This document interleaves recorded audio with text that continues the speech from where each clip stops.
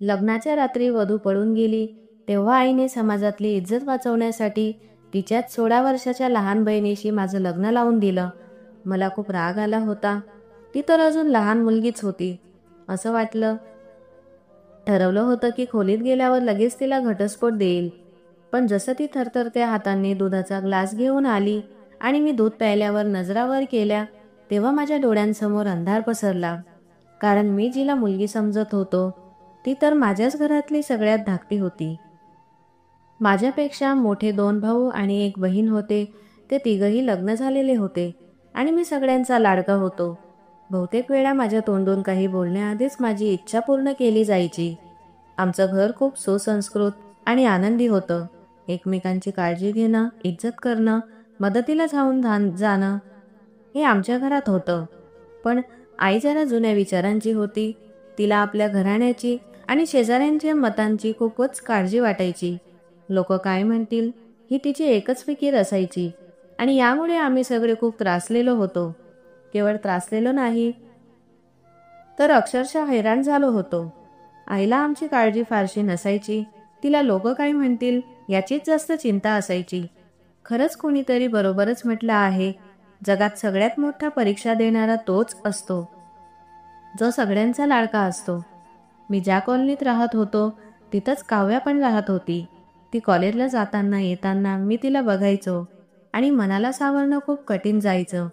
पण नशिबाचा खेळ असा असतो की आयुष्यात कधी कोण आपला होऊन जातं कळतच नाही. माझंही असंच काहीसं झालं. ती इतकी सुंदर होती की जो कोणी तिला एकदा पाहिल तो पुन्हा पाहण्याची इच्छा ठेवेल. ती खरंच परीसारखीच दिसायची. मी त्यावेळेस शिक्षण पूर्ण करत होतो आणि नोकरीच्या शोधात होतो.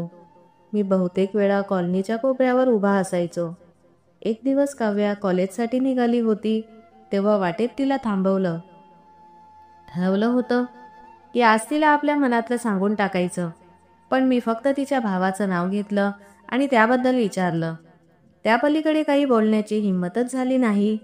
तिच्या चेहऱ्यावरची घाबरलेली नजर पाहून उलट मलाच खूप लाज वाटली. विनाकारण माझ्यामुळे ती इतकी अस्वस्थ झाली होती.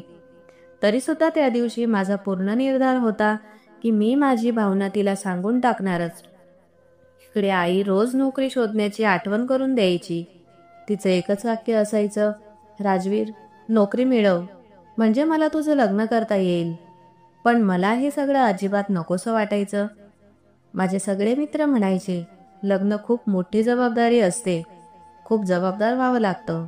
मलाही थोडाफार अंदाज होता की माणूस लग्नानंतर किती व्यस्त आणि मर्यादित होतो. म्हणूनच मी अजून लग्न करायचं ठरवलं नव्हतं. माझे 2 भाऊ आधीच लग्न करून संसारात रमले होते. पण हे तर सगळ्यांनाच करायचं असतं असं मानलं जातं. पण मी अजून तयार नव्हतो. आणि दुसरं म्हणजे काव्याने तिचं शिक्षण पूर्ण करावं, मग आईला तिच्याबद्दल सांगून तिचा हात मागू असं मी ठरवलं होतं.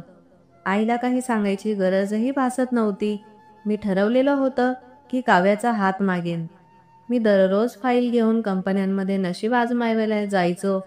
तिथं माझ्यासारखे अजून कितीतरी लोक रांगेत बसलेले असायचे. एवढ्या लोकांमध्ये फक्त एखाद्याचं नशीब उजडायचं आणि तोच आनंदाने घरी परतायचा. बाकी सगळे आपल्या फाईली हातात धरून डोकं खाली घालून दुसऱ्या ठिकाणी नशीब आजमावायला निघायचे. हा प्रकार रोजचाच झाला होता. रोज एखाद्या कंपनीसमोर उभं राहणं, आपली वेळ यायची वाट पाहणं आणि मग दुसऱ्याला संधी मिळाल्यावर गप्प बसून परतणं हा माझ्या दिवसाचा भागच बनला होता. पण हे सगळं फक्त माझ्याबरोबरच नव्हतं होत. तिथं माझ्यासारखे असंख्य लोक होते जे रोज आशा घेऊन यायचे आणि निराश होऊन परतायचे. ज्याला नोकरी मिळायची तोच आनंदी असायचा, बाकी सगळे त्याच अंधारातून परत. मी देखील माझं नशीब फक्त येता जाता पाहायचो आणि एक दीर्घ श्वास टाकायचो. कधी मिळेल नोकरी आणि कधी आईला सांगून काव्याचा हात मागता येईल. आमच्या घरापासून 2 घरे पुढे काव्याच्या घराजवळ माझा एक ओळखीचा मित्र राहत होता. फार मैत्री नव्हती, पण कॉलनी एकच असल्याने आणि कधी कधी क्रिकेटमध्ये एकत्र खेळल्यामुळे ओळख होती. देखणा होता, केस रंगवलेले असायचे आणि तो सुद्धा नोकरीच्या शोधात होता. त्याचं शिक्षणही पूर्ण झालं होतं. मी अनेकदा पाहिलं होतं की तो काव्याला अगदी तसंच पाहायचा जसा मी पाहायचो. कदाचित हा माझा भास असावा किंवा सगळ्या मुलांची अशीच सवय असते. मी स्वतःलाच समजवायचो, मुलं येता जाता सगळ्याच मुलींकडे बघतात. हाही तसाच असेल. पण एक दिवस असं लक्षात आलं की जेव्हा काव्या जात असे तेव्हा तो मुलगा तिला पाहायचा आणि काव्याही त्याच्याकडे हसून पाहायची. एकदा असंच सहज लक्ष गेलं आणि मी पाहिलं, पण त्यानंतर मी मुद्दाम लक्ष द्यायला लागलो आणि खरंच त्यांच्या नजरेतून हास्याचं आदानप्रदान होत होतं. हे माझ्यासाठी फार वेदनादायक होतं, पण मी काहीही करू शकत नव्हतो, कारण माझं तिच्याशी कोणतंही नातं नव्हतं. मी घरी परतलो की सतत विचार करत बसायचो, कसं सांगू काव्याला आपल्याविषयी आणि कसं दूर करू याला. मला काहीच मार्ग दिसत नव्हता. एकीकडे नोकरीचं टेन्शन आणि दुसरीकडे माझं प्रेम, जे हळूहळू माझ्यापासून दूर जात होतं. माझ्या मनातल्या चिंता वाढतच होत्या. मी काय करू, काय करायला हवं, हे विचार करून मी दिवस रात्र बेचैन राहायला लागलो. आता घरच्यांनाही माझ्या अवस्थेचं कळायला लागलं. ते विचारायचे, नेमकं काय झालंय, तू इतकं अस्वस्थ का असतोस? पण मी दरवेळी टाळायचो. नोकरी नाही मिळत असं सांगून शांत बसायचो. खरं तर माझी चिंता इतकीच नव्हती. शेवटी एक दिवस मी सगळी हिंमत एकवटून त्यांना सगळं सांगून टाकलं. मला काव्य आवडते. त्यांनी माझा हात पकडला. मी त्यांना सगळं स्पष्टपणे सांगितलं की माझं तिच्यावर खरं प्रेम आहे आणि नोकरी न मिळाल्यामुळे आजवर मी तिला काही सांगू शकलो नाही. वहिनीने ना फक्त माझं बोलणं समजून घेतलं, तर माझा आत्मविश्वासही वाढवला. त्या म्हणाल्या, राजवीर, तू चिंता करू नकोस. जेव्हा तुला नोकरी लागेल तेव्हाच सगळ्यात पहिलं काम आपण हेच करू. तुझं नातं काव्याच्या घरी घेऊन जाऊ. मी स्वतः तिच्या आईशी बोलेन. त्यांचं बोलणं ऐकून मला थोडासा दिलासा मिळाला. आता मी अधिक जोमाने नोकरीच्या शोधात गुंतलो. जिथे थोडीशी संधी दिसायची तिथं फाईल घेऊन पळायचो आणि मग शेवटी खूप प्रयत्नांनंतर एक चांगल्या कंपनीत माझी नोकरी लागली. माझ्यासाठी हे सगळं जणू स्वप्नांसारखंच होतं. मी छतावर गेलो, आकाशाकडे पाहिलं आणि मनात आलं सगळ्यांना सांगावं, आज मला नोकरी लागली आहे. मी खूप आनंदी होतो आणि त्या आनंदात काव्यालाही सामील करायचं होतं.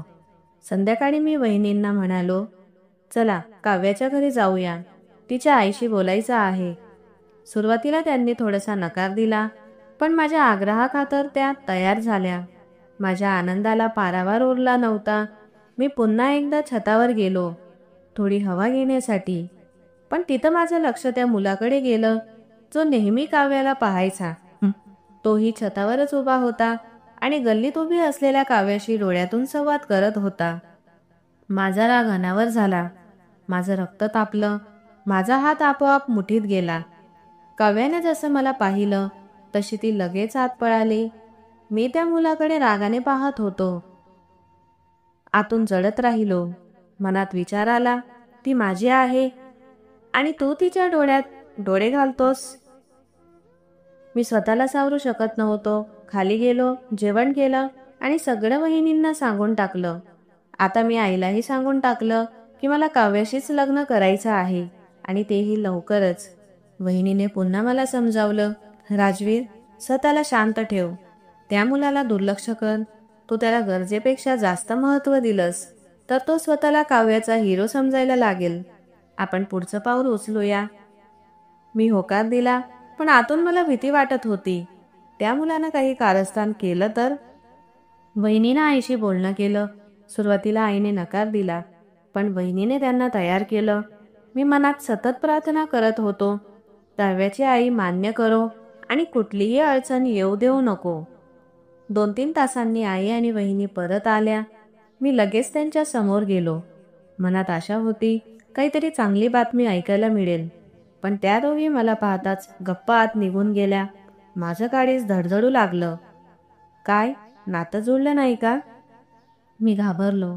त्यांच्या मागे मागे जाऊन खोलीत गेलो. आई आणि वहिनी दोघीही मान खाली घालून बसलेल्या होत्या. मी टक लावून पाहत राहिलो. थोड्याच वेळात त्यांनी माझ्याकडे पाहिलं आणि वहिनीनं हसत म्हटलं, अभिनंदन, त्यांनी होकार दिलाय. फक्त काव्याची आई नाही तर पूर्ण घर या नात्यासाठी तयार आहे. मी आनंदाने उडालो. खरंच त्या क्षणी माझ्या डोळ्यात आनंदाश्रू आले. माझं प्रेम, माझी पसंत माझं स्वप्न आता पूर्ण होणार होतं. बाकी घरच्यांनीही मला शुभेच्छा दिल्या, काहींनी मला छेडलं आणि माझा आनंद दुप्पट झाला. पण मनात एक विचार सतत फिरत राहिला, काव्याला काही आक्षेप तर नाही ना?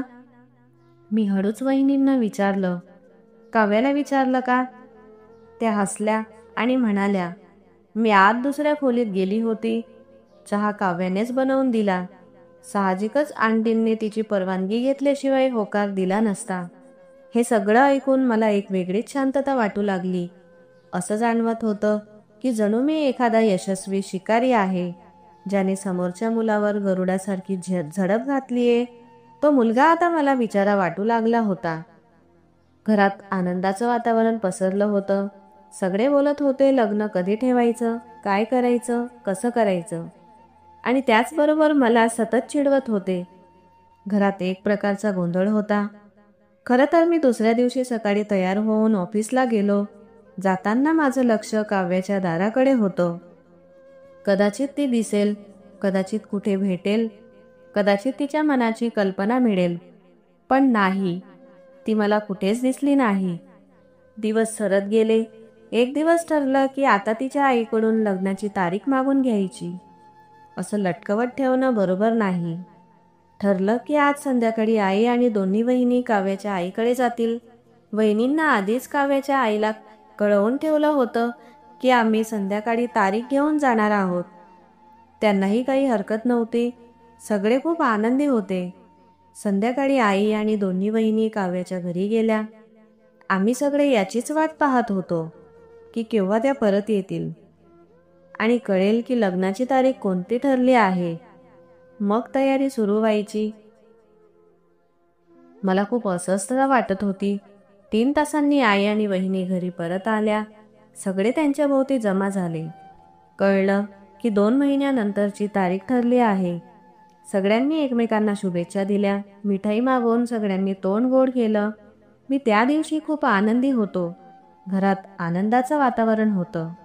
सगळे शॉपिंगच्या यादीत गुंतले होते. प्रत्येकजण आपल्या कपड्यांबद्दल बोलत होता. तयारीचे कार्यक्रम ठरवले जात होते. सगळ्यांनी ठरवलं की उद्यापासून शॉपिंग सुरू करायचं. आता मीही निर्धास्त झालो होतो. पूर्ण मन लावून नोकरीत गुंतलो.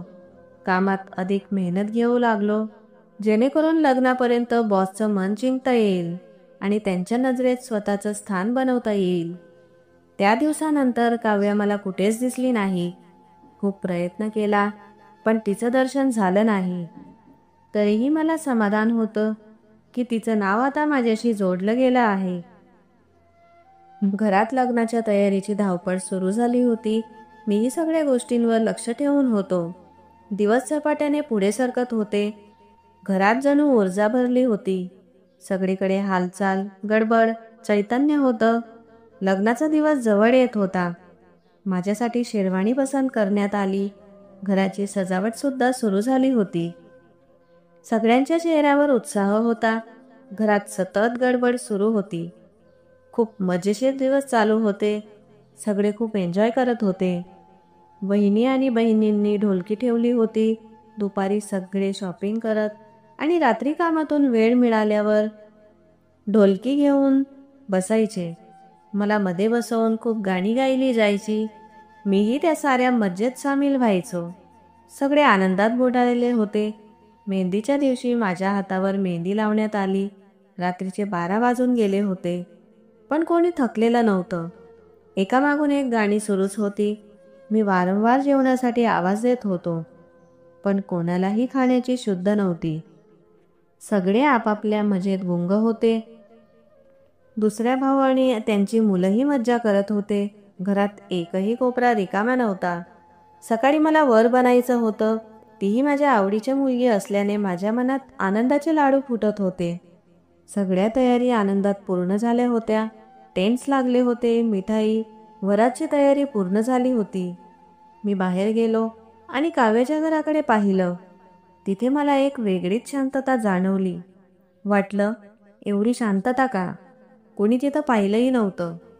हो, 4 दिवसांपूर्वी कपडे दिले होते, तेव्हा सगळं ठीकठाक आणि आनंदात वाटत होतं. मी वहिनीला म्हणालो, थोडं बघून ये त्यांच्याकडचं काय चाललंय.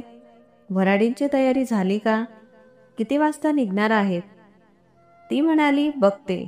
मी शेरवानी घालून पूर्णपणे तयार झालो होतो. वहिनी काव्याच्या घरी हालचाल पाहायला गेली. घरचे सगळे चुलत भाऊ, मामा, काकाही वऱ्हाड निघण्यासाठी सज्ज झाले होते. एक वेगळीच ऊर्जा होती. सगळे मिळून तयारीत सहभागी झाले होते.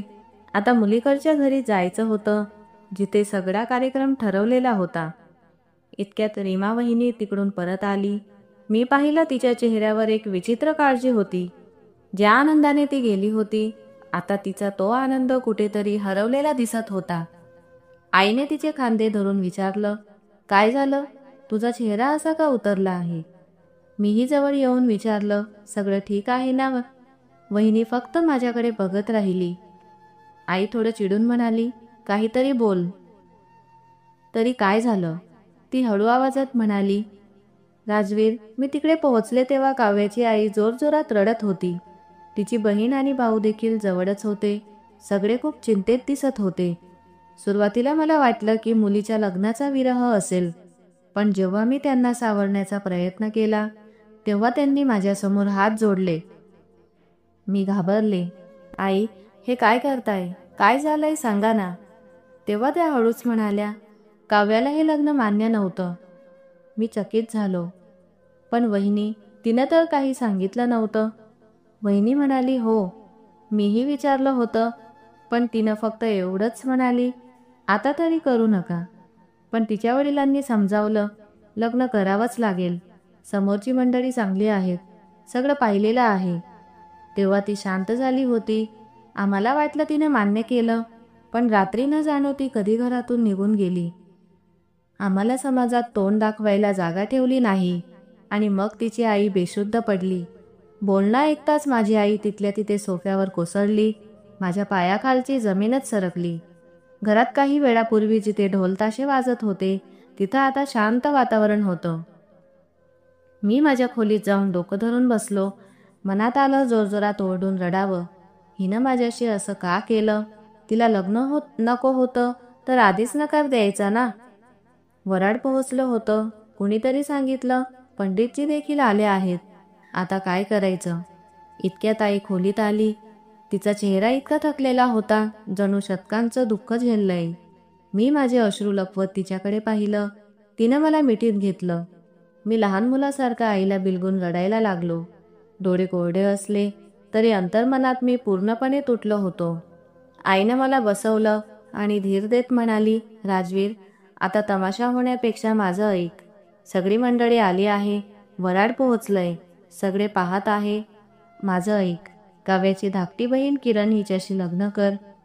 मी दचकून म्हणालो, आई, पण ती खूपच लहान आहे आणि मी अजून लग्नासाठी तयार नाही. आई रागाने म्हणाली, आता वेळ कुठं आहे विचार करायचा? तुझ्या पसंतीवरूनच सगळी गोष्ट झाली होती. आम्ही काहीही आडवा आणलं नाही.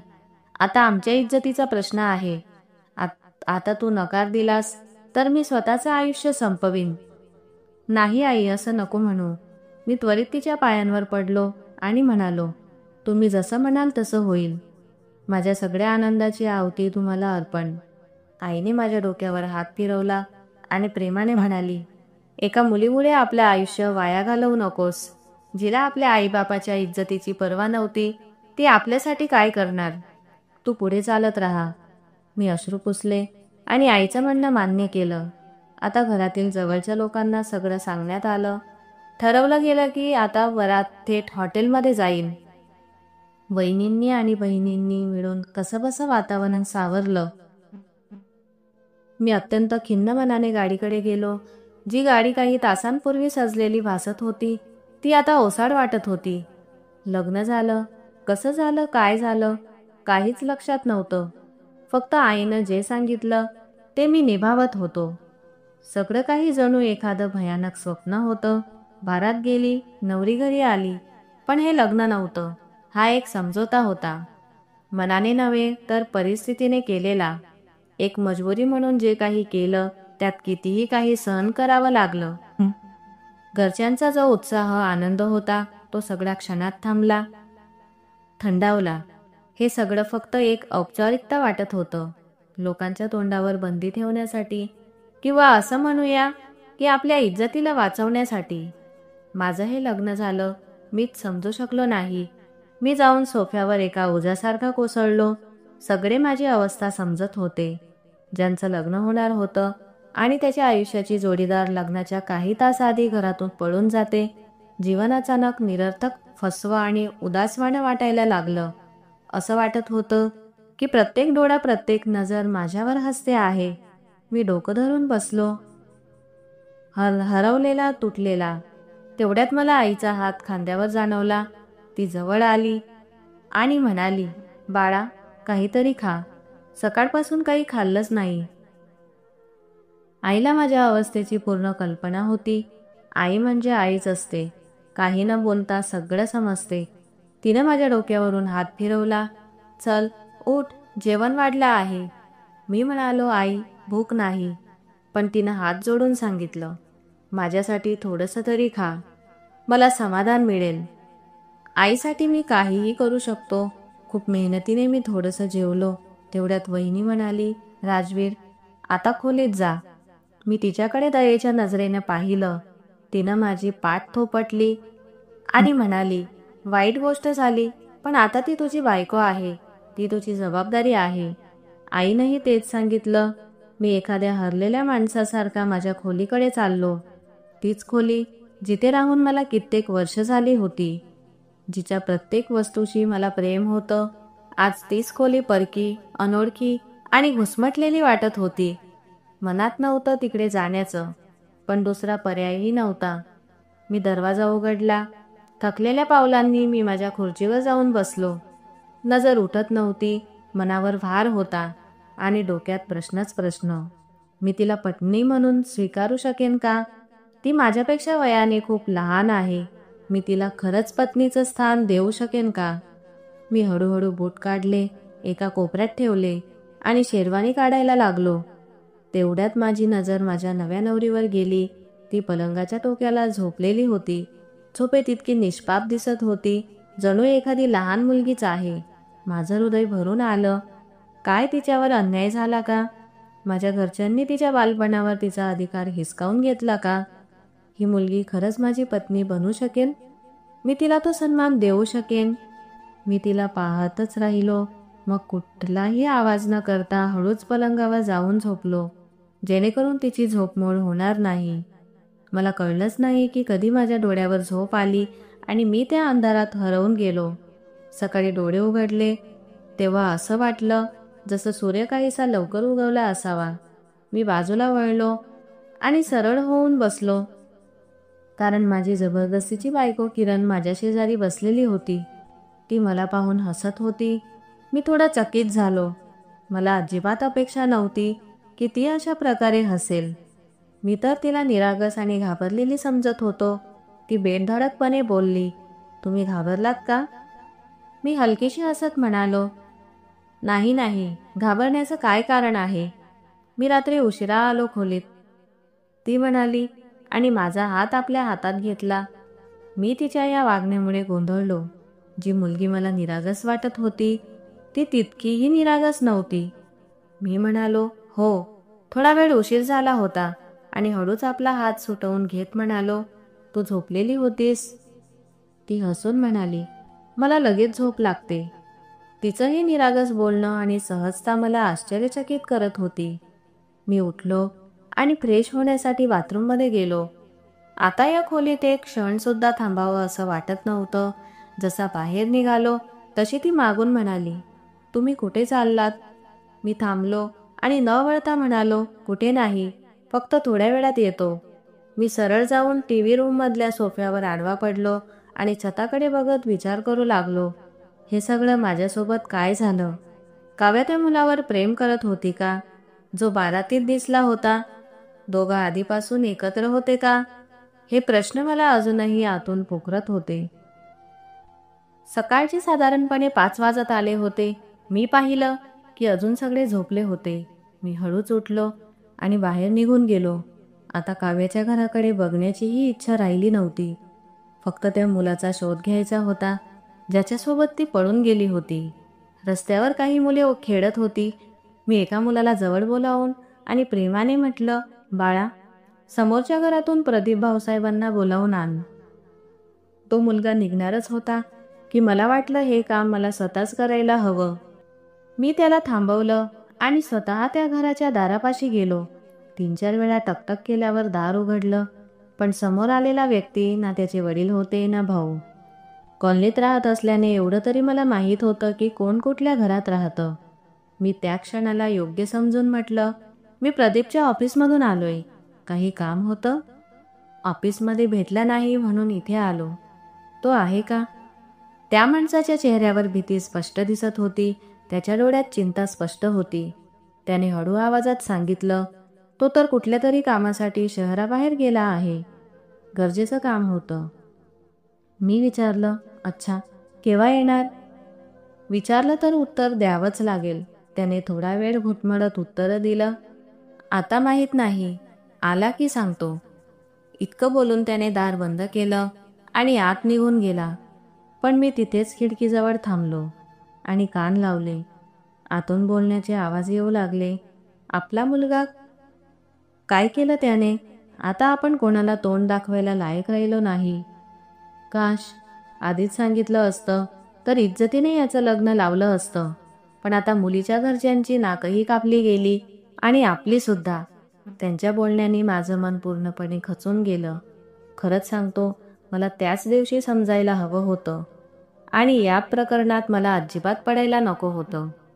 या बदनामीपेक्षा चांगलं झालं असतं की मी माझ्या एकतर्फी प्रेमाचा गळा घोटून टाकला असता. मी वेळेवर स्वतःला सावरलं असतं. माझं घर कसं तरी बसलं होतं, पण मन मात्र पूर्णपणे तुटून गेलं होतं. मी काही वेळ तिथेच उभा होतो. मग माझं हे तुटलेलं अस्तित्व उचलत मी हळूहळू घरी परत आलो.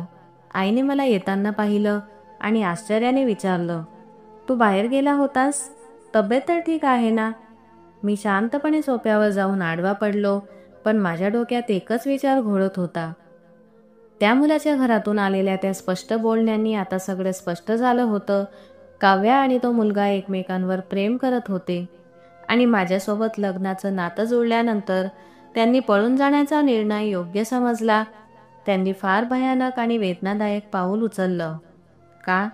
जर काव्याने आपल्या आईला मन मोकळं करून सांगितलं असतं तर कदाचित हे सगळं घडलं नसतं. काय हे सगळं माझ्यामुळे झालं? जर त्यांचं प्रेम खरंच होतं तर एकदाच सांगितलं असतं. मी स्वतःच त्यांच्या मार्गातून बाजूला झालो असतो. मी कधीही त्यांच्या प्रेमात अडथळा बनलो नसतो. प्रेमावर कधीही जबरदस्ती चालत नाही. पण प्रेम इतकं स्वार्थी असू शकतं का? नाही. खरं प्रेम आपल्याला दुखावत नाही, आपल्याला अपमानित करत नाही. मग हे काय केलं तुम्ही दोघांनी? मी डोकं धरून बसलो आणि स्वतःलाच शिव्या देऊ लागलो. तेवढ्यात आई खोलीतून बाहेर आली आणि माझ्याजवळ येऊन म्हणाली, काय झालं बाळा? डोकं दुखतंय का? चल, मी तेल लावते. मी आईचा हात धरत म्हणालो, नाही ग आई, तू सुद्धा थकली आहेस. तू विश्रांती घे. मी गोळी घेईन, बरा होईन. आईने माझं कपाळ स्पर्शून पाहिलं आणि निघून गेली. मी तिथेच बसून राहिलो. पश्चातापाच्या गिरणीत भडकत राहिलो. पण आता काहीच करता येणार नव्हतं. आता या आयुष्याशी शांततेने समजूत करून घ्यायची वेळ आली होती. स्वतःसाठीही आणि आपल्या माणसांसाठीही. हळूहळू मला माझ्या बायकोवर प्रेम होऊ लागलं. ती माझी खूप काळजी घेत होती. ती मला खूप प्रेम करत होती. जिला मी बालिश समजून दुर्लक्ष करत होतो. ती नात्यांची पूर्ण समज असलेली व्यक्ती होती, जिला मी लहान समजत होतो. ती तर माझ्यापेक्षा कितीतरी समजूतदार निघाली आणि तिने आमचा संसार सुखात ठेवण्यासाठी खूप प्रयत्न केले. मीही आता तिला साथ दिली आणि तिच्यावर जीवापाड प्रेम केलं. तर मित्रांनो, आशा करते की तुम्हाला आमची ही कथा नक्कीच आवडली असेल. जर ही कथा आवडली असेल तर कमेंट बॉक्समध्ये कळवा आणि कृपया व्हिडिओला लाईक करा. चॅनलवर नवीन असाल तर सबस्क्राईब करा. आपण पुन्हा भेटूया एका नवीन कथेसह. धन्यवाद.